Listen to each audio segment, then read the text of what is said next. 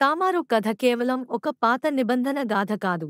అది న్యాయం కోసం ఒక స్త్రీ చేసిన సాహసోపేత పోరాటం. భర్తలను కోల్పోయి, తన హక్కును నిరాకరించబడినప్పుడు ఆమె నిస్సహాయంగా మిగిలిపోలేదు. ఆమె తన భవిష్యత్తును దేవుని చేతుల్లో ఉంచి, ఒక అసాధారణమైన ప్రణాళికను అమలు చేసింది. యూదా నుండి తన న్యాయమైన వారసత్వాన్ని పొందేందుకు ఆమె ఒక ధైర్యమైన, ప్రమాదకరమైన అడుగు వేసింది.